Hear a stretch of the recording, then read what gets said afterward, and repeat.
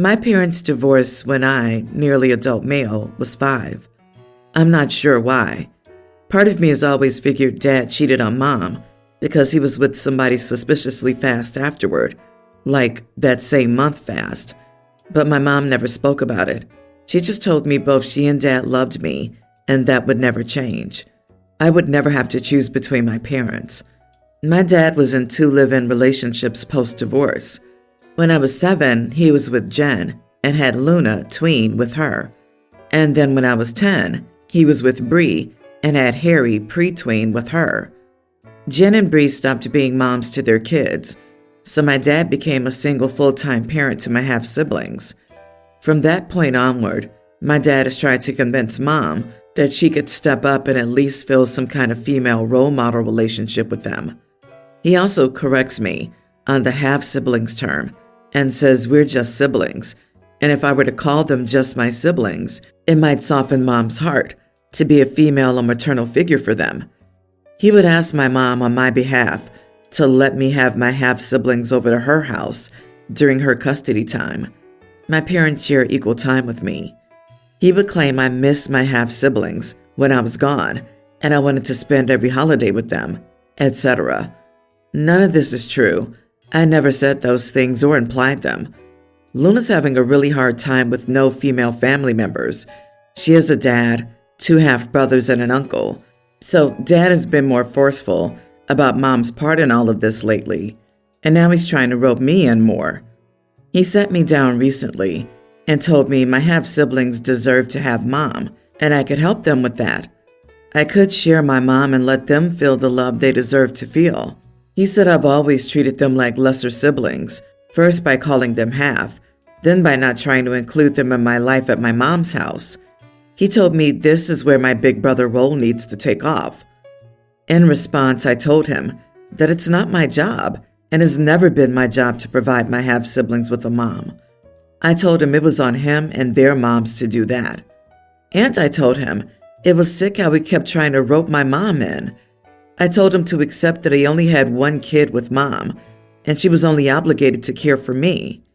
His answer to that was that I was disappointing him with both my response and lack of concern for the overall well-being of my half-siblings, and he told me to do better, be better, and care more about my innocent little siblings.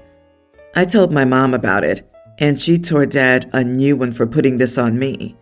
She told me I wasn't wrong in what I said to him, but my uncle said I could have more compassion for my innocent half-siblings. Am I the idiot? OMG, not the idiot.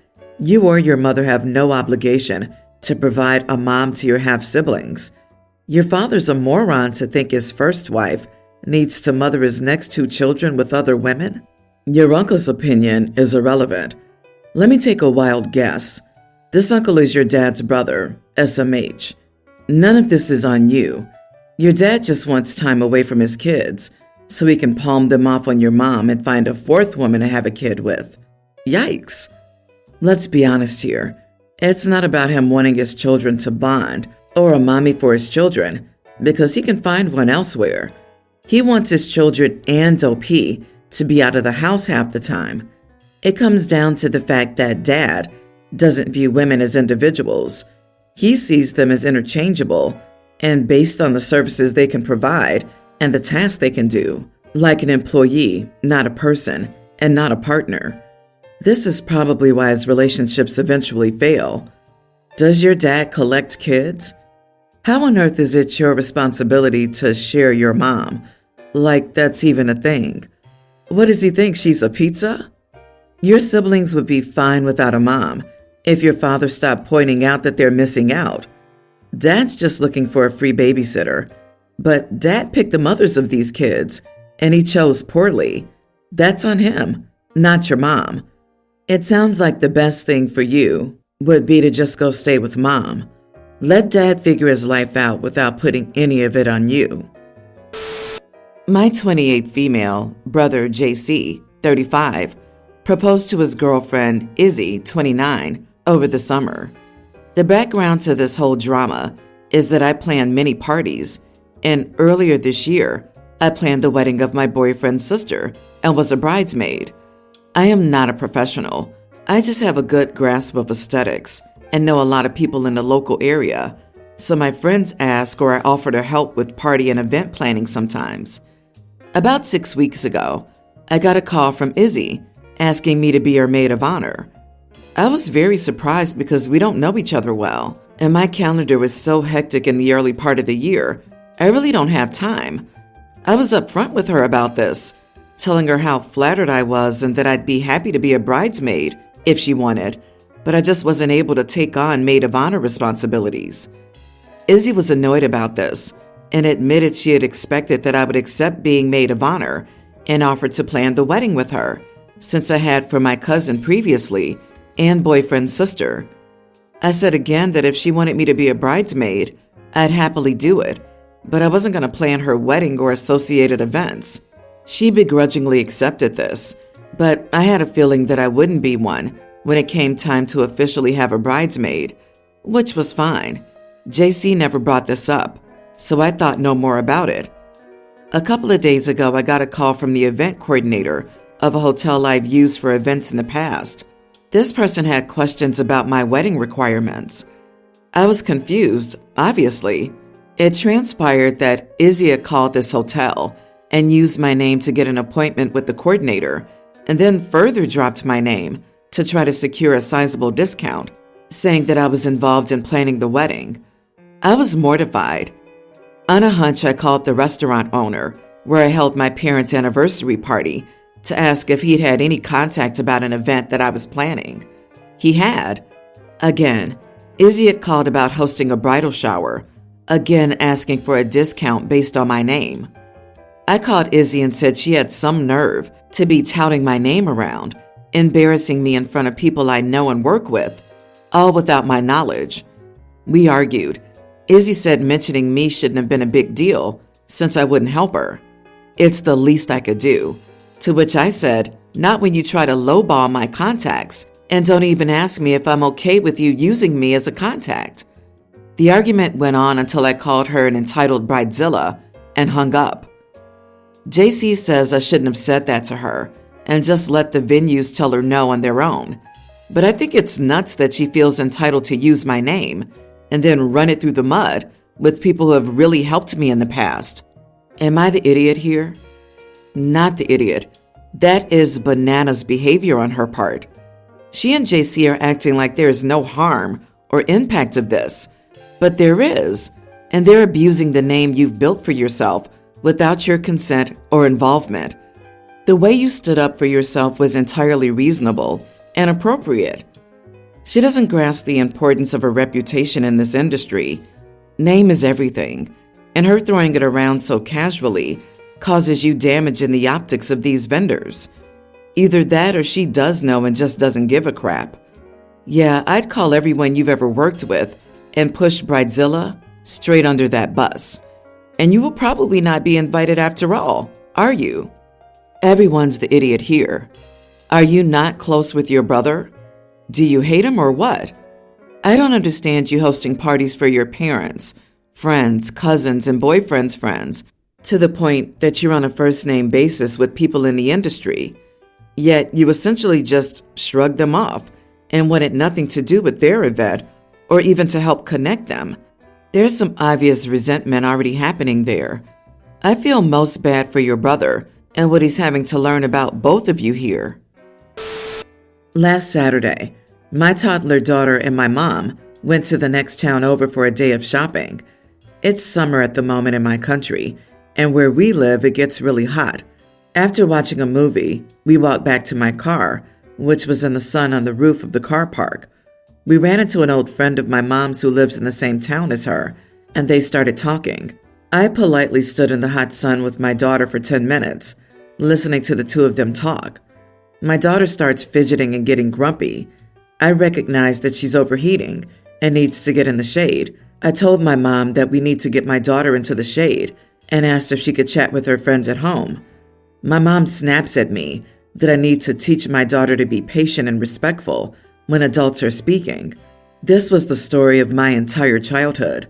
My mom is very inconsiderate of myself and my siblings' needs. Whenever she would run into a friend, She would make us wait in a hot car or in the heat while she chatted with them for 30 minutes. When we were in long car rides and we needed to pee, she would make us wait until we got to our destination. I remember peeing myself a couple of times because of this, and she would scold me for peeing myself on purpose. I remember going the entire day without food besides breakfast if we were out running errands and she refused to take us home or feed us or buy us food to eat. She would spend hours on the phone talking to her friends and ignoring us kids. And if we dared ask her for something, she would snap at us to leave her alone and complain about how she never gets time to herself. The conversation and her comments triggered me, and I got really angry. I promptly took my daughter to the car and started to drive out of the parking lot. I stopped by my mom and told her I was taking my daughter home now, and she could either come with us now or find another way home. She laughed at me and said to stop being dramatic and that she would take as long as she needed with her friend. She thought I was bluffing and would pull over and wait for her. Instead, I drove off without her and got a call 20 minutes later asking where I was. I told her I was on my way home and for her to get another ride. I didn't listen to the rest and hung up on her. I got a text from her that night saying how I acted disrespectful to her and left her stranded. Her friend left before she realized I was gone and didn't answer the phone while driving. I told my mom I wasn't going to let my kid pass out from heat exhaustion because she wanted to flap her jaws for an hour. I also brought up the previous things and told her she needs to consider other people's needs over her wants. We got into a big row, and she said I was crossing a big line, leaving her stranded, even if the other stuff was true. Now that I've cooled down a bit, I feel guilty for what I did and for not bringing it up more maturely. Am I the idiot? Not the idiot. Your mother is selfish and irresponsible. What she did to you when you were a child is neglect and abuse. I'm so sorry you had to go through that. You stood up for your daughter and prioritized her, which you should have done. You warned your mom about the consequences if she continued to stand there and flap her gums. Her response was flippant and nasty, and she ate the consequences of her actions. That's on her, not you. There's nothing for you to feel guilty about. You did nothing wrong. Wow, you're a great mom. Your mom, on the other hand, not so much. It reads like she hides her lack of consideration for others behind some magical convention of respect the elders. Not letting kids use the restroom is abuse. Good for you to break the cycle. I hope you stick to your new path of not allowing her abuse in your life. I'd go no contact with her and start seeing a therapist. The nonchalant way you described her actions means you don't see the damage for what it is. I think now that OP has taken back her power, the mom has no way to abuse her anymore. OP now has the opportunity to take the good parts of her relationship with her mom and be impervious to the attempts at abuse.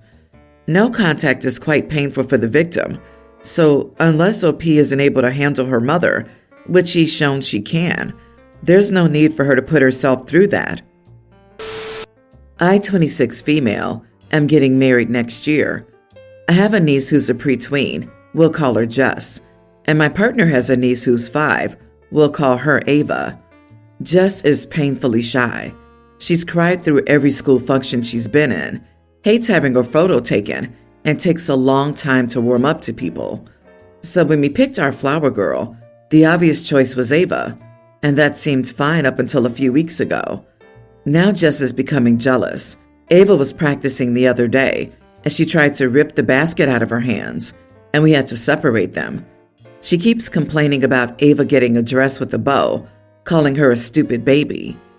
Jess's mother is mad at me now, saying I shouldn't have based my decision on Jess's previous actions, and that I should let her be my flower girl, because she wants to be one so very bad. When I said that I wasn't changing my mind so close to the wedding, she said that my favoritism was showing. I'm not trying to play favorites. I just thought Jess would be miserable in that situation. I had no idea that this would be such a big deal. Am I the idiot for my choice of flower girl? Edit. Jess's mom said that she doesn't have to apologize to Ava for being physical because these are big feelings for a little girl. You are the idiot. Have some sympathy for the child. I tell her she can also be a flower girl if she wants to. She can't have a pretty dress with a bow, and she can walk down the aisle with Ava. And if she freaks out when it's time to actually walk, tell her it's fine. She doesn't have to do it, and she can have a seat. I mean, she's just a little kid. If the only reason you didn't pick her is because you thought she wouldn't want to do it, at least give her the opportunity. I disagree. She's old enough to know that a tantrum is not how you get what you want, and that behavior should not be rewarded. Just as calling the other girl names and throwing fits. Imagine dealing with that on top of everything else on the wedding day. The mom certainly doesn't sound like she has any control over her child, so there's no reason to think it would be any different the day of. Not the idiot. Your wedding is just that, yours. You made a choice on who you'd like to be the flower girl, and just as mom needs to teach her to keep her hands off Ava and not throw fits when things don't go her way, just as mom can get bent. Her precious angel is being a little idiot, and based on their behavior, I'd be nervous about them even attending my wedding. Seriously, I would assign someone to keep an eye on them and be prepared to remove them if there's any disruption. I, male 24, am afraid of dogs. I have been for a long time, thanks to a traumatic experience from when I was a teenager.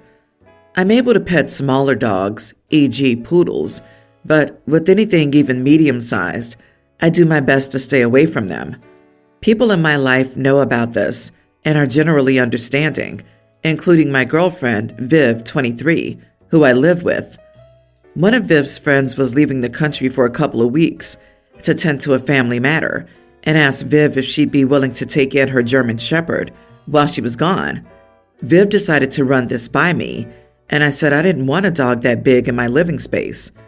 Once I told Viv this, she immediately countered that it'd only be for a couple of weeks and would be a good way to overcome my fear. I then reiterated that I wasn't comfortable having a dog that size in my apartment, and this escalated into an argument in which she told me that my phobia wasn't that bad and to get over it. I then gave Viv an ultimatum. If the dog comes into my apartment, I'm staying with the friend for the time he's there. She then called her friend to tell her she couldn't take the dog, but has given me the cold shoulder since. In what world is a German Shepherd dog going to help you with your phobia? She clearly cares more about the friend than she does about you. You gave her the wrong ultimatum. She chooses the dog or you, period. Your girlfriend is a total idiot, and I'd cut my losses, thankful that I discovered early on how dismissive she was of my mental health. Not the idiot, of course. It's your apartment, and you don't have to get over anything. This person could get a dog sitter. I don't think being afraid of dogs even matters. If you don't have a dog, then why the heck would you want a dog in your apartment for 2 weeks? Like, no thanks. They smell. That's it right there. I don't want my apartment to smell like a dog. That should be enough. I have a theory on why she's giving you the cold shoulder. She accepted dog sitting because she thought it would help you, and you're rejecting her efforts as hurtful. Is there a reason you refuse to make an effort to get over your phobia? I have a few myself, and I've been trying my best to get over them with therapy and everything. You're overreacting, but you can make sure these phobias go away if you put effort in. Update. I talked to Viv about this, and we came to a compromise that she'd go to her friend's place to dog sit during the day and come home at night when apparently another friend will tag in. We also had a long talk about boundaries and respecting each other, and she apologized for her behavior. So I'm sure that'll upset some of you, but no breakup is imminent.